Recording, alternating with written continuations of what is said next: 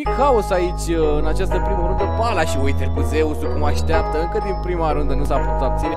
Doi jucători și Palaș! Imogen trage, e cu acel taser din nou, îl pe Jaxi, vine din spate Andreas, cuțitul se dă chiar de către Jaxi și este 1. Mamă, fix pe Andreas. Imogen, extraordinar! S-a oprit de tot lămârile de pe mouse din toate punctele de vedere. Și este 3-0 pentru... 3-0, nu? Da, 3-0 pentru Kanguri. Da, exact. Nu e ok pe cei de la Kanguri pe tabelă și vedem bucuria jucătorilor acolo. Foarte bine. Rapid pe Gheta. Pala și este cu Isemul acum în fața conectorului. Face un frag. Reușește să le elimine și pe Dezlix. Rămâne doar Andreas. Oare va reuși nici pe Andreas? Însă Andreas face al treilea să un duel 1v1. Andreas 9 HP versus Imogen 100% HP. Aruncă un smoke, însă timing-ul nu este bun, a făcut pic. Imogen se ridică în picioare și țipă la dinamicii săi. De la echipa merge Petroșescu, țin la TDR, încearcă cea mai fază de la Palaș. Și iată cum se încheie runda aceasta. Dacă la acolo headshot instant, Imogen va trebui să țină de un singur foarte din partea lui Gheta din junglă și Palaș. Mamă, ce spray, acolo. Wallbang a tras din catwalk direct acolo pe cutii și iată cum cei de la Kanguri recuperează cu o scurtă întrerupere de o rundă. Avem 5 în mod consecutiv pentru ei. Și replay foarte non-conformist, am putea spune, din punct de vedere al loadout-ului de arme de parte de ambele echipe, însă cei de la Kanguri preiau de data aceasta avantajul și este 7-5. Asemenea, nu știu ce fac acolo, cred că restul citează, nu, se joacă cu Gheta, Imogen cu Palaș. Da, am putea spune că ar trebui să fim mulțumiți de faptul că nu se întâmplă lucrurile astea în marea finală. Și e mai bine că se întâmplă acum pentru a fi remediate orice probleme tehnice ar avea în continuare. Dar putea să și auzi pe băieți să aud ce se țipă acolo în sală. Iar acolo abia acum se rodesc cei de la Kanguri, este vorba de Alexa și de Imogen. Imogen chiar lasă poziția, Alexa va fi singură momentan în poziția aceea. Este Andreas care este mid și cam atât de la cei de la Ico. Cu doar Deagle în mână pe Palaș, dar are acolo elementul surpriză de partea lui, îl vede pe Andreas, îl doboară, nu a reușit bine să se facă movementul, dar până la urmă sare, Zeus în mână! Mâinile sus, toată lumea în țară. Iată acolo pe Palaș și Dogiul.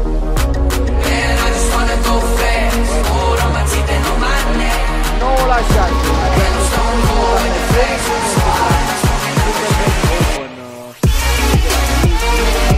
Fragăr este Antonia Nacăl și Jaxi de partea cealaltă.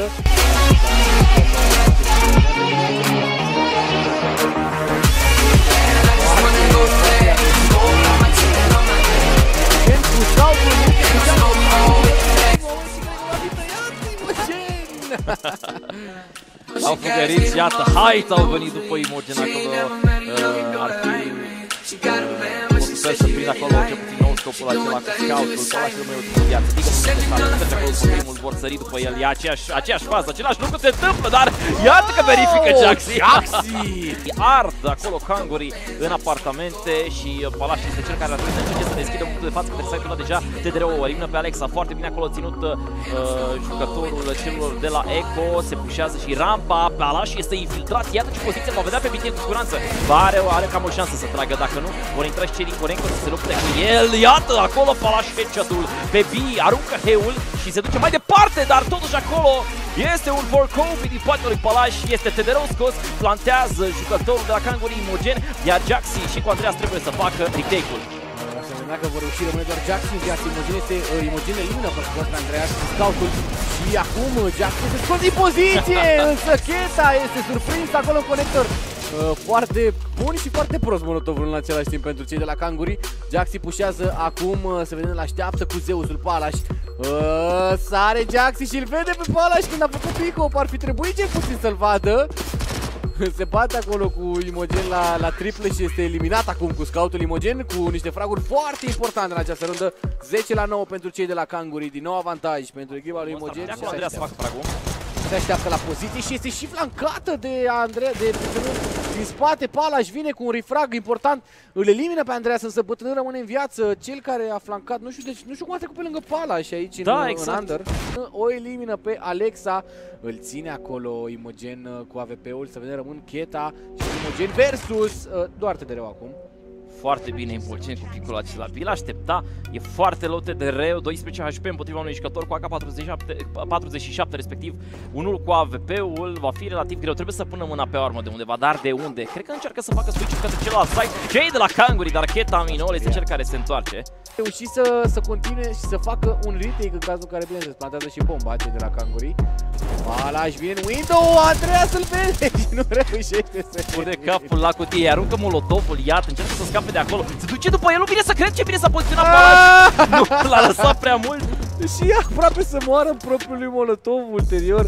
Imogen acum îl ține, să vedem dacă va reuși să elimine. Îl elimine Imogen pe Andreas, într-adevăr. Absolut toți și iată cum Kanguri rămâne număr de 2 împotriva 3 și că 4 de la Ico.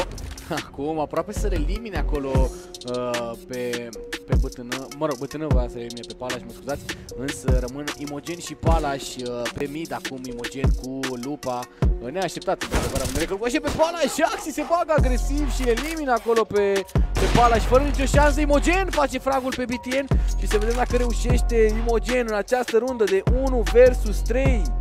Se bagă peste el cu flash, nu ia flash-ul pe care după cutie să este reperat, rămâne în 14 viață. Face fragul pe Jaxi care era urcat pe gard, nu vine să cred.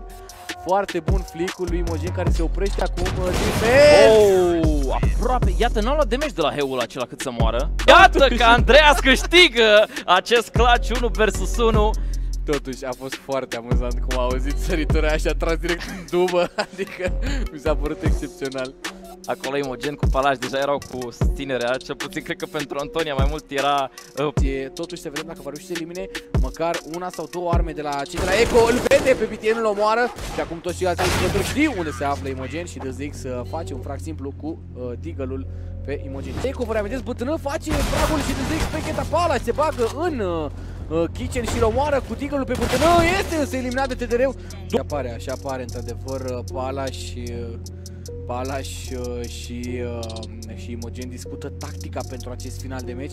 Este foarte important să vedem dacă vor reuși să ducă meciul la sfârșit, că până la urmă asta contează cu adevărat acum.